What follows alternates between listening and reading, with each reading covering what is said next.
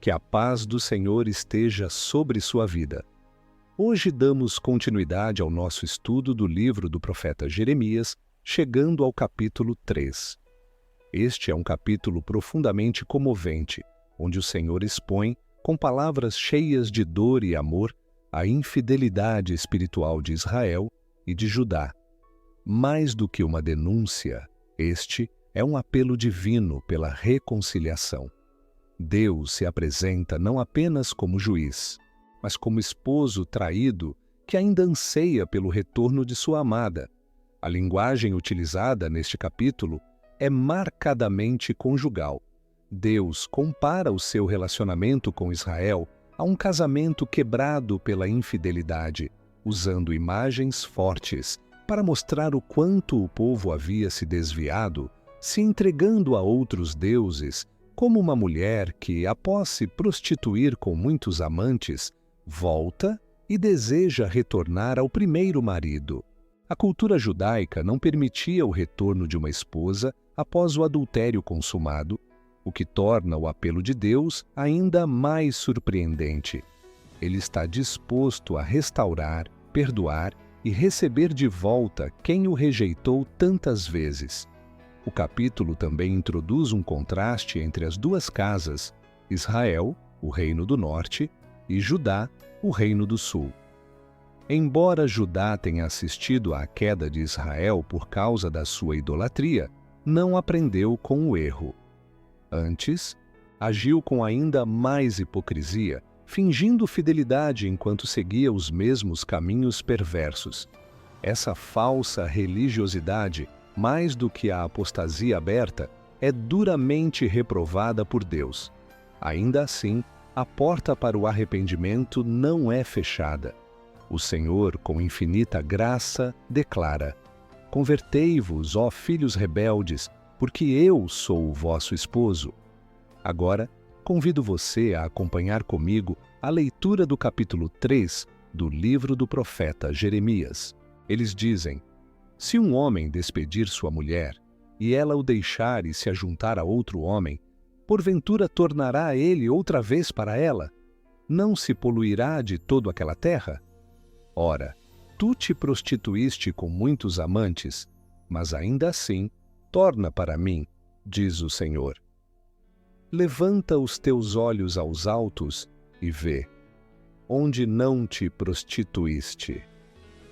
Nos caminhos te assentavas para eles como o árabe no deserto. Assim poluíste a terra com as tuas fornicações e com a tua malícia. Por isso foram retiradas as chuvas, e não houve chuva serôdia. Mas tu tens a fronte de uma prostituta, e não queres ter vergonha. Ao menos desde agora não chamarás por mim dizendo: Pai meu, tu és o guia da minha mocidade? Conservará ele para sempre a sua ira? Ou aguardará continuamente? Eis que tens falado e feito quantas maldades pudeste. Disse mais o Senhor nos dias do rei Josias: Viste o que fez a rebelde Israel?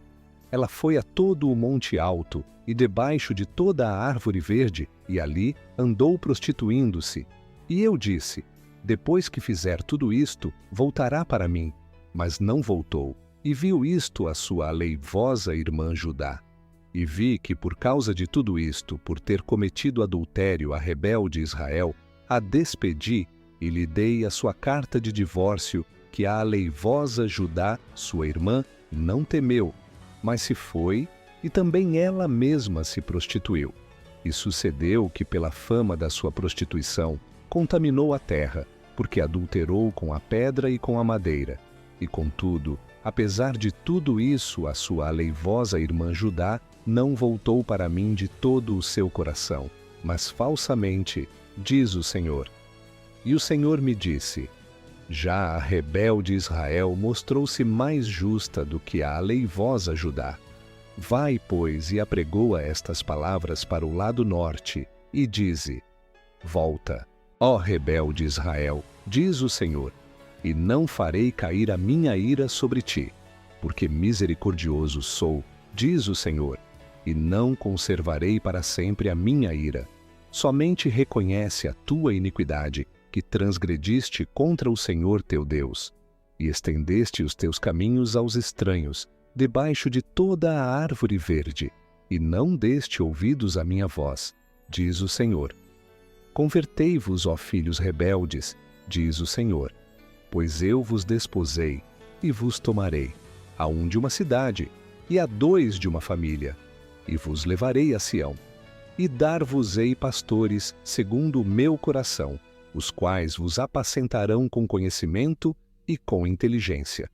E sucederá que quando vos multiplicardes e frutificardes na terra, naqueles dias, diz o Senhor, nunca mais se dirá: a arca da aliança do Senhor nem lhes virá ao coração, nem dela se lembrarão, nem a visitarão, nem se fará outra.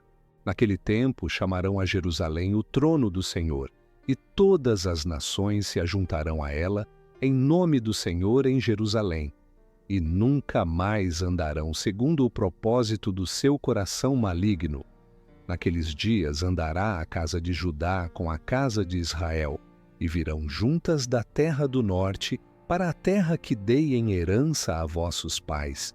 Mas eu dizia: como te porei entre os filhos, e te darei a terra desejável, a excelente herança dos exércitos das nações. Mas eu disse: tu me chamarás meu pai, e de mim não te desviarás. Deveras, como a mulher se aparta aleivosamente do seu marido, assim aleivosamente te houveste comigo, ó casa de Israel, diz o Senhor. Nos lugares altos se ouviu uma voz, pranto e súplicas dos filhos de Israel. Porquanto perverteram o seu caminho, e se esqueceram do Senhor seu Deus. Voltai, ó filhos rebeldes, eu curarei as vossas rebeliões. Eis-nos aqui, vimos a ti, porque tu és o Senhor nosso Deus. Certamente em vão se confia nos outeiros e na multidão das montanhas. Deveras no Senhor nosso Deus está a salvação de Israel. Porque a confusão devorou o trabalho de nossos pais desde a nossa mocidade, as suas ovelhas e o seu gado, os seus filhos e as suas filhas. Deitemo-nos em nossa vergonha, e cubra-nos a nossa confusão, porque pecamos contra o Senhor nosso Deus, nós e nossos pais, desde a nossa mocidade até o dia de hoje. E não demos ouvidos à voz do Senhor nosso Deus. O Senhor começa este capítulo com uma pergunta retórica que remete à lei. Se um homem repudiar sua mulher, e ela se for dele, e se ajuntar a outro homem, porventura tornará a ela outra vez? A resposta cultural e legal, segundo Deuteronômio 24, seria não. A mulher que se unira a outro homem não poderia voltar ao primeiro, mas o que Deus está prestes a revelar é que sua graça supera a lógica humana e as limitações da aliança quebrada. Apesar de Israel ter se prostituído espiritualmente com muitos deuses, o Senhor ainda lhe abre a porta do retorno. Ele não minimiza o pecado, mas também não fecha a possibilidade de restauração. Israel havia se deitado sob toda a árvore frondosa, expressão usada para descrever os cultos idolátricos realizados em bosques e colinas. Era uma nação que se entregava a todo tipo de adoração pagã, muitas vezes associada a rituais de imoralidade. O Senhor, em sua santidade, pergunta: e tornarias a mim ainda? A dor divina é visível. Deus quer o arrependimento sincero, não apenas palavras vazias ou o retorno motivado pelo medo das consequências. Há uma tensão entre a santidade, que exige pureza, e a graça que chama de volta, mesmo diante de tamanha traição. A terra, diz o texto, foi contaminada por essa prostituição espiritual. As consequências do pecado não eram apenas internas, mas também sociais e ambientais. A idolatria não afeta apenas o relacionamento entre o povo e Deus, ela corrói tudo ao redor. O egoísmo, a injustiça, a imoralidade e a destruição do sagrado se espalham como um veneno, atingindo as estruturas da sociedade e da criação. E ainda assim, apesar de tudo isso, Judá, irmã de Israel, não temeu. Judá viu a infidelidade de Israel e o castigo que veio como consequência, o exílio e a destruição, mas não se arrependeu verdadeiramente. Seguiu no mesmo caminho, mas com uma religiosidade hipócrita, como uma mulher que finge fidelidade enquanto esconde seus amantes. Deus então declara que Israel, apesar de seu adultério espiritual escancarado, é menos culpada do que Judá por causa da hipocrisia. É uma afirmação chocante. Aquele que peca abertamente, mas reconhece seu erro, é preferível àquele que mantém uma fachada de santidade enquanto alimenta a infidelidade no coração. O Senhor odeia a duplicidade, e por isso ele envia Jeremias a proclamar uma mensagem não em Jerusalém, mas ao norte, às tribos que já haviam sido levadas ao exílio, dizendo: Volta, ó rebelde Israel, não farei cair o meu rosto irado sobre vós. Esse chamado ao arrependimento é uma das expressões mais belas da misericórdia divina. Deus não ignora o pecado, mas se apresenta como um pai que deseja restaurar, como um esposo que deseja reconciliar. Ele pede apenas uma coisa: somente reconhece a tua iniquidade. Não há restauração sem confissão, não há cura sem arrependimento. Mas onde há reconhecimento sincero, há graça abundante. O Senhor está disposto a sarar, a trazer de volta, a restaurar a aliança. O Senhor declara que tomará 1 de cada cidade, 2 de cada família, e os trará de volta a si. Essa seleção indica que o retorno será pessoal e não necessariamente coletivo ou institucional. Não é uma restauração em massa, mas uma volta individual ao relacionamento com Deus. Isso aponta para a natureza íntima da reconciliação espiritual. Não basta estar entre o povo que se diz de Deus. É preciso, de fato, voltar o coração ao Senhor. O arrependimento não é uma ação superficial ou coletiva por tradição, mas uma entrega real, consciente, pessoal. Deus promete dar pastores segundo o seu coração, que apacentarão o povo com ciência e inteligência. Esse é um dos versículos mais conhecidos deste capítulo e revela o modelo ideal de liderança espiritual. Os líderes, segundo o coração de Deus, não conduzem com interesses próprios, mas com base no conhecimento da palavra e no discernimento dado pelo Espírito. Eles não manipulam, nem exploram, mas alimentam, guiam e protegem o rebanho. Essa promessa de Deus é também uma denúncia contra os líderes anteriores, que haviam conduzido o povo à idolatria e à confusão espiritual. O verdadeiro avivamento sempre passa por uma liderança renovada, fiel às Escrituras e ao caráter de Deus. Com essa nova liderança e o retorno ao Senhor, virá também uma mudança de valores espirituais. O texto diz que naquele tempo o povo já não dirá mais a Arca da Aliança do Senhor. Ela não será mais lembrada nem sentida. Isso indica uma transformação profunda no culto e na espiritualidade. A presença de Deus não estará mais vinculada a um objeto sagrado, como era a arca, mas será percebida de forma viva, direta, espiritual. Jerusalém será chamada de Trono do Senhor, e todas as nações se congregarão ali. Essa é uma antecipação profética de um tempo de restauração universal, onde a comunhão com Deus não estará limitada a rituais ou estruturas, mas será plena e acessível a todos os povos. A restauração, no entanto, depende de um retorno genuíno. Deus lamenta o fato de que, mesmo com todas essas promessas, o povo ainda se mostra vacilante. Ele diz: Traiçoeiramente se houve comigo a casa de Israel, diz o Senhor. A traição aqui não é apenas no comportamento exterior, mas no coração. Deus está tratando com um povo que, por vezes, até aparenta arrependimento, mas não entrega de fato o coração. É possível retornar aos rituais, aos discursos, aos cultos e ainda assim permanecer distante de Deus. Por isso, a mensagem de Jeremias não é apenas de esperança, mas de confrontação. Deus deseja o coração, não o gesto vazio. Essa parte do capítulo revela que a restauração começa com arrependimento, mas se concretiza com transformação. Não basta apenas voltar, é preciso ser renovado. Deus está preparando um novo tempo, com novos líderes, nova adoração, nova consciência espiritual. Mas tudo isso começa com uma decisão: reconhecer a iniquidade, abandonar os ídolos e voltar-se ao Senhor com sinceridade.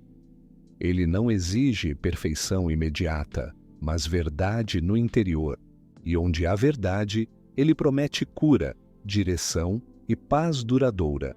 A resposta que Deus espera do povo começa a se delinear a partir da imagem de arrependimento que o texto passa a desenhar com maior clareza. Eis que vimos vir dos altos montes o ruído do pranto dos filhos de Israel, porque perverteram o seu caminho e se esqueceram do Senhor seu Deus. Trata-se de uma cena que une dor e lucidez. O pranto vindo dos montes, locais onde o povo havia erguido seus altares idolátricos, agora se transforma em lamento e reconhecimento de pecado. O mesmo lugar que simbolizava a rebeldia torna-se cenário de contrição. Esse lamento genuíno é o primeiro passo para a restauração. Deus não despreza o coração quebrantado. Quando esse povo confessa, certamente em vão se espera dos outeiros e a multidão das montanhas. Deveras no Senhor nosso Deus está a salvação de Israel. Está rejeitando a falsa segurança das religiões pagãs e reconhecendo que somente no Senhor há redenção. Esse é um momento crucial. O povo está dizendo, em outras palavras, buscamos em muitos lugares, mas nenhum nos salvou. Agora entendemos que só Tu és Deus. O retorno começa quando cessam as desculpas e se inicia a confissão honesta. O versículo seguinte confirma isso com ainda mais profundidade. A confusão devorou o labor de nossos pais desde a nossa mocidade. Aqui o povo reconhece o preço do pecado, não apenas individual, mas geracional. O abandono de Deus trouxe destruição, esterilidade e vergonha. Tudo o que foi construído fora da vontade de Deus foi consumido como por um fogo silencioso. A idolatria não apenas afasta de Deus, mas consome frutos, relações, futuro. Há aqui uma consciência histórica da tragédia espiritual. Os erros não são recentes, mas antigos. A nação inteira precisa de arrependimento. O clímax desse movimento de confissão está na última frase do capítulo. Deitemo-nos em nossa vergonha e cubra-nos a nossa confusão. Trata-se de uma entrega total diante da justiça divina. O povo não tenta mais se justificar, não aponta culpados, não argumenta com Deus, apenas reconhece: pecamos contra o Senhor nosso Deus desde a nossa mocidade até hoje e não obedecemos à voz do Senhor. É o abandono de toda defesa, a rendição completa, a expressão mais pura de arrependimento verdadeiro. Esse encerramento nos lembra que o caminho de volta está sempre aberto, mas exige sinceridade.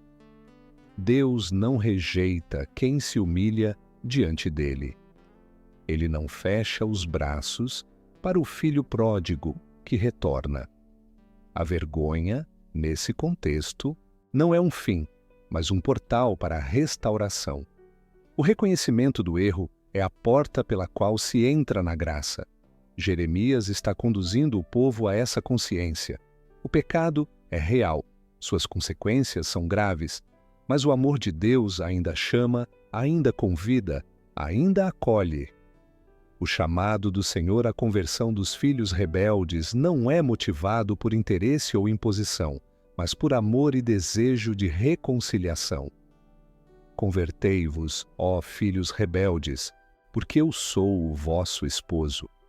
Essa expressão não apenas reforça o vínculo entre Deus e o povo, como também revela a disposição divina em restaurar uma aliança que foi quebrada. Ele não os chama apenas de servos ou pecadores, chama-os de filhos e de noiva.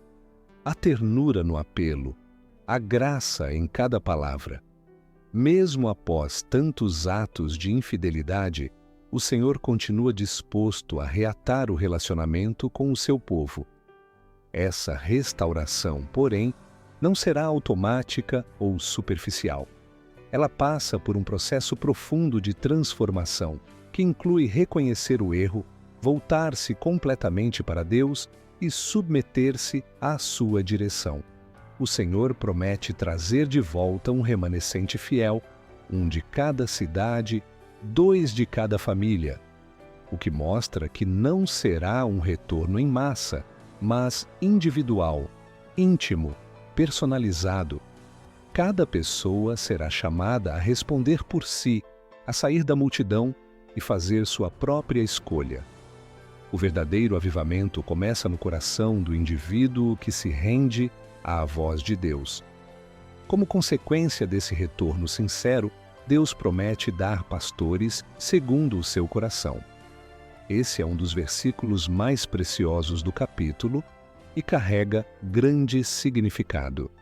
Pastores, segundo o coração de Deus, são líderes que guiam com verdade, compaixão, conhecimento e temor do Senhor. Eles não conduzem com manipulação ou interesses pessoais, mas com ciência e inteligência, ou seja, com discernimento espiritual e fidelidade à palavra.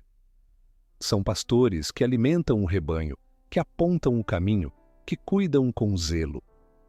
A restauração do povo depende também de uma liderança renovada, íntegra e submissa a Deus. Com esse retorno e essa nova liderança, uma mudança espiritual profunda acontecerá. Naqueles dias, não dirão mais a Arca da Aliança do Senhor. Isso não significa que a arca, símbolo da presença divina no meio do povo, perderá valor, mas sim que a presença de Deus será manifesta de forma mais plena, não mais limitada a objetos sagrados. Jerusalém será chamada de Trono do Senhor, e todas as nações se ajuntarão ali, não apenas Israel. Essa é uma visão profética e escatológica. Um tempo em que a comunhão com Deus será restaurada não apenas para um povo, mas para todos os que o buscam com sinceridade. Essa visão aponta para a plenitude que encontramos em Cristo, no qual a presença de Deus habita em nós por meio do Espírito Santo.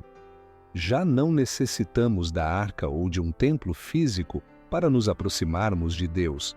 Por meio de Jesus, temos livre acesso ao Pai. A restauração anunciada por Jeremias encontra seu cumprimento perfeito na nova aliança, selada pelo sangue de Cristo. Mas o princípio permanece. Deus continua chamando ao arrependimento, à restauração, ao retorno, e Ele continua oferecendo pastores, líderes e servos que apacentam com fidelidade, não para edificar impérios humanos, mas para conduzir o rebanho de volta ao centro da vontade divina. O reconhecimento do pecado se torna mais profundo quando o povo declara: certamente em vão se espera dos outeiros e a multidão das montanhas. Deveras no Senhor, nosso Deus, está a salvação de Israel. Esse momento é decisivo, pois expressa a consciência de que todos os recursos humanos, todas as estratégias políticas, todos os cultos alternativos foram inúteis Os outeiros e montanhas, antes locais de adoração a ídolos, agora são vistos como lugares de engano. Há um retorno à verdade fundamental. Só o Senhor salva. Essa declaração é mais do que teológica, é existencial.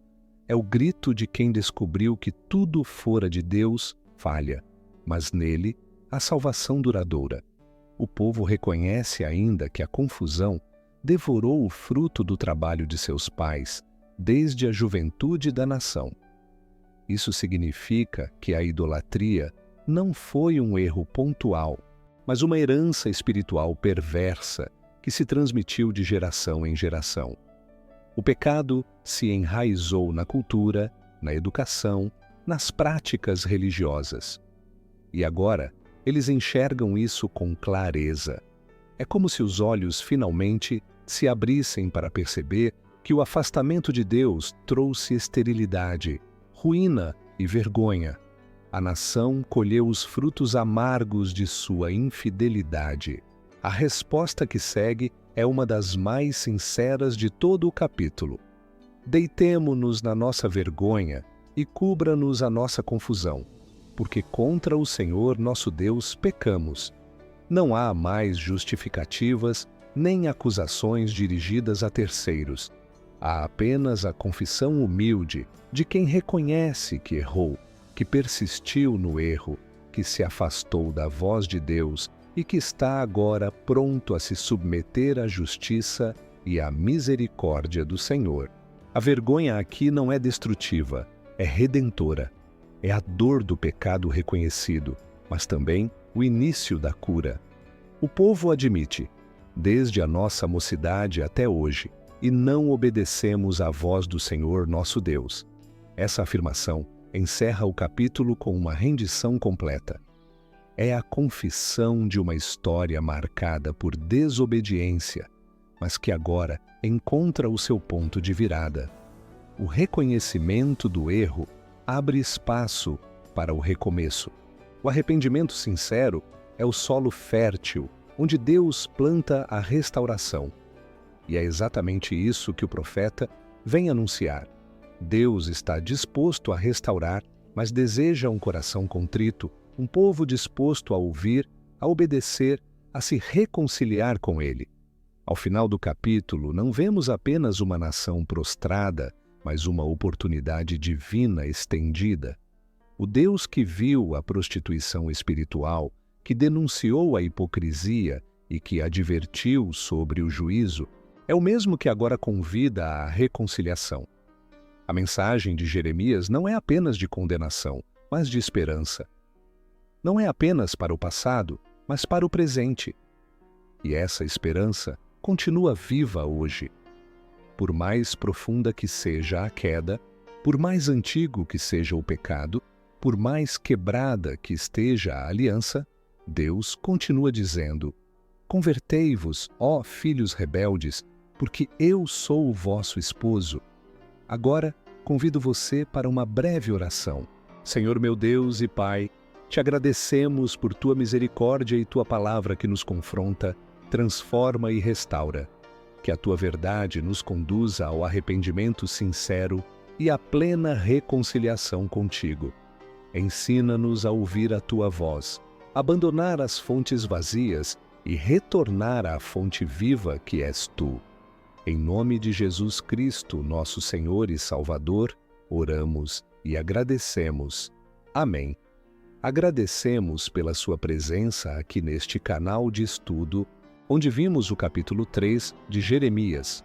Prepare-se para nosso próximo estudo, que será o capítulo 4.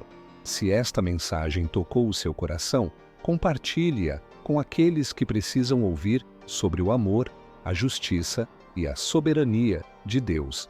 Cada compartilhamento é uma semente lançada em solo fértil, e o Senhor, em sua infinita graça, abençoa aqueles que dedicam suas vidas a espalhar a verdade de sua palavra. Junte-se a nós nesta missão de alcançar mais vidas com a mensagem do Evangelho. Compartilhe este estudo com amigos, familiares e em suas redes sociais, permitindo que mais pessoas conheçam a fidelidade do Senhor e encontrem segurança em sua presença. Que o Senhor abençoe sua vida abundantemente, renove suas forças e o guie em cada passo do caminho. Amém.